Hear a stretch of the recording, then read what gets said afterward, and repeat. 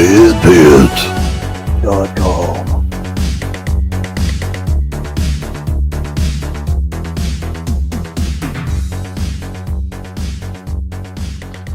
Howdy, folks, and welcome back. It is the midweek obliteration on Patreon. I am the Creepy Kentuckian, and I have a very special guest on here. This guy I've known for quite a while, pre-DEADPIT days.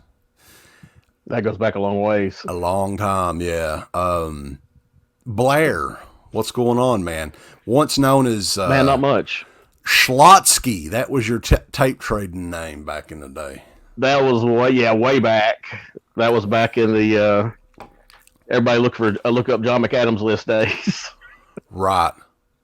Yeah, I mean, it's insane, the tape trading thing, and I did some searches today online just to kind of revive the brain cells up here and remember some of this stuff that was going on back in the day. But a lot of the younger generation now probably would have no grasp on the way things were back then. Now you can pretty much search for anything you want on YouTube or wherever and watch it. But back in those days, you had to put in a little bit of work.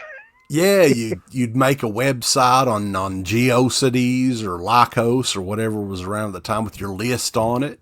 Or you could just email, Word file or whatever it was with your lists of stuff and what your want list was. And you'd be trying to find people in AOL wrestling chat. Right. And the AOL, the Java chat, they had the MIRC chat. I remember MIRCs, yeah. It was just a different time, man. And I think you had to be and we mainly traded wrestling tapes, by the way. I guess we should talk about that because, I think there was some movies here and there. I'm thinking that you're the one that sent me were you the one that sent me Blair Witch Project before it came out? That's really possible because I know that some guys that I know had one of the copies that had went to I think it was the Cannes Film Festival at the time. Right. And we had got it beforehand and it was floating around. So I altogether could have very possibly had a copy of that and sent it to you. Yeah, there's a few of them. I still have that one actually that I kind of hung on to because I thought the story behind it was kind of cool that it got out before, I think it was before it was even in theaters here in It was. They went to the film festivals a good 6 or 8 months before it came out at theaters. So it was in that in-between time that it started floating around campus, and I ended up with a copy of it. So I mean, a lot of fun stories we could go through for just the tape trading stuff, because a lot of people in that community ended up working in the wrestling business too. You mentioned John McAdams. He's kind of big in the podcast game now for wrestling podcasts, I think.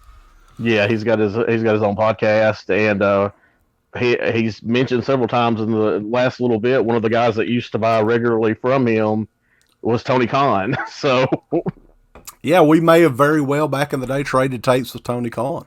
That could have happened as well. He's a big fan of the deathmatch shit, so I had a lot of that back in the day.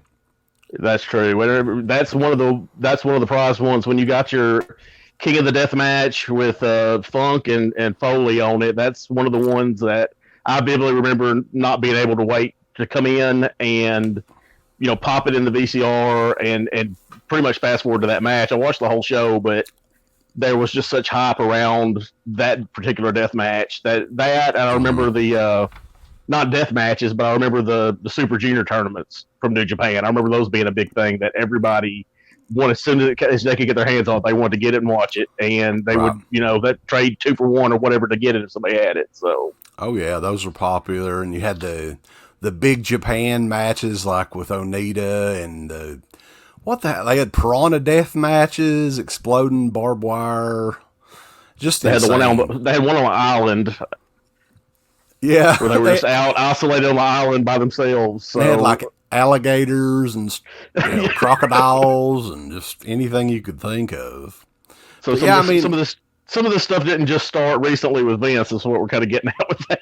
No, I mean you had to be definitely a hardcore fan to be in that community back in the day. Some of this stuff is actually still online when I did some searches, and some of these names just, I don't know, it takes me back there. remember, I'll go through some of them real quick here because I printed them out. Wade Yenny. Do you remember that name?